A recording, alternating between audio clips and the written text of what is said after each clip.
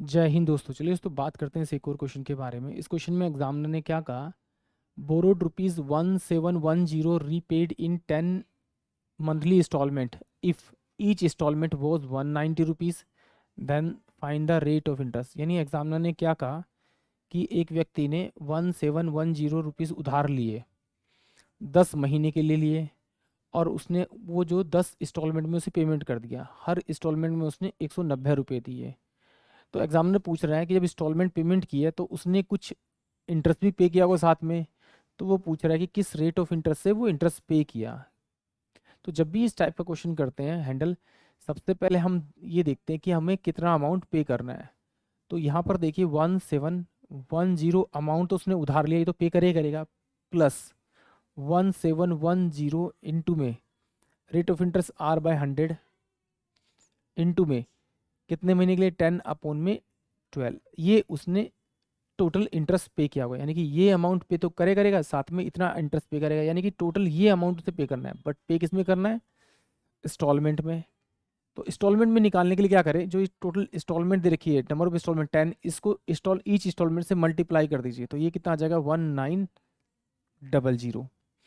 इतना तो पेमेंट करेगा, प्लस का 190 इंटू में R/100 इंटू में 1/12, ये आपको रखना है। प्लस इसमें से हमेशा एक मंथ माइनस कर दीजिए 9, और इस वाले फॉर्मूले का यूज़ कीजिए n प्लस का 1/2। इसे सॉल्व करने के लिए n की वैल्यू 9 रखना, 9 इंटू में 10/2 यानी कि 5, यानी कि कितना है इसका सम? 45। तो यहाँ पर रख दीजिए 45 ये, और इसको सॉल्व कीजिए तो आपकी r की वैल्यू आ जाएगी। अभी बताऊंगा बाद में कि ये कैसे आया, बट अगर आपको ओरली करना है तो आपको ऐसे ही करना पड़ेगा। अगर आप थोड़ा जल्दी करना चाहते हैं, इसको इधर भेजेंगे तो कितना आएगा आपका? 190 आपका डिफरेंस आएगा बराबर में। इसको सॉल्व करेंगे तो ये 1710 बाय में 1200 आर हो जाएगा माइनस का। इसको मल्टीप्लाई करेंगे 45 और 19 को मल्टीप्लाई करेंगे तो ये आ जाएगा 19 और ये 45, इसको मल्टीप्लाई करेंगे तो 9 पंजे 45, 4 5 और 4 9, 9 चौक 36, 3 4 और 3 7। तो ये मेरे पास 5 5 और 8, ये मेरे पास कितना आ जाएगा आपका? इसका 855, और यहाँ पर एक जीरो था मेरे पास में, अपोन में ये 1200। इसको सॉल्व करेंगे, आप चाहे तो कैलकुलेशन ओरली भी कर सकते हैं। इन दोनों का मैं डिफरेंस करूँगा तो डिफरेंस मेरे पास कितना आएगा? 8550 अपोन में 1200 आर इजकल टू में 190। तो आर की जो वैल्यू निकालनी है तो 190 इंटू में 1200 अपोन में 8550, ये मेरे पास में आ जाएगी। कट करते हैं इसको, कट करते हैं इसको। मैं इसे 5 से काट देता हूँ। 5 एकम 5, 5 सत्ते 35, 5 एकम 5 जीरो। तो ये कितना हो जाएगा? 5 दूनी 10 और 5 चौक 20। इससे ये गया 19, ये 10 बचेगा 19 निम्मा। तो ये कितना का? 240 अपोन में 9। इससे काटूंगा तो ये मेरे पास में 80 बाय में 3% मेरे पास क्या आ जाएगा? आर आ जाएगा, यानी रेट ऑफ इंटरेस्ट आ जाएगा, जो कि ऑप्शन डी में होगा, नन ऑफ दिस। अब ज़रा समझते हैं कि यार ये क्या किया हमने, ये क्या किया। मेन प्रॉब्लम यही है कि पीछे में 3-4 क्वेश्चन करा चुका हूँ, उनमें मैंने समझाया, बट मैं यहाँ भी समझा देता हूँ।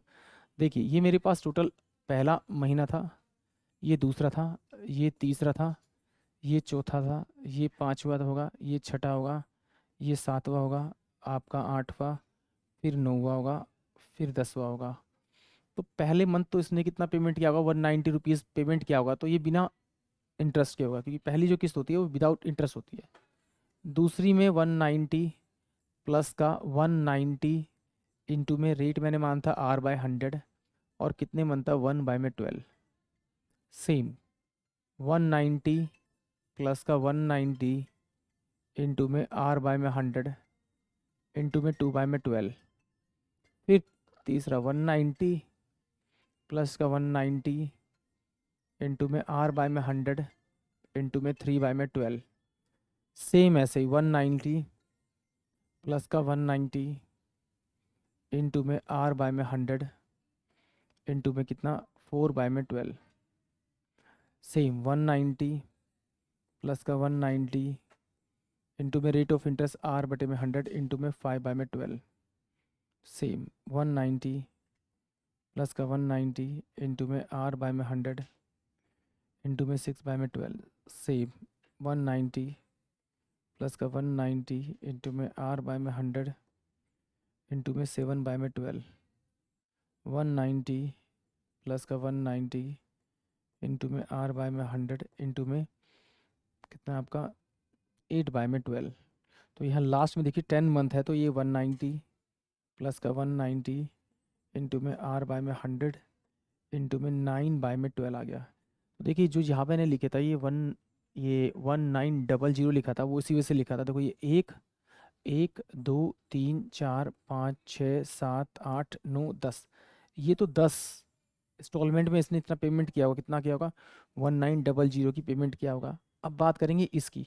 तो जब मैं इनको ऐड करूंगा तो इसमें से मेरा कॉमन जो आएगा वो कितना आएगा 190 तो मेरा कॉमन आएगा प्लस का ये r और ये 100 और ये 1200 यानी कि r इंटू में r अपॉन में 1200 मेरे पास में कॉमन आ जाएगा।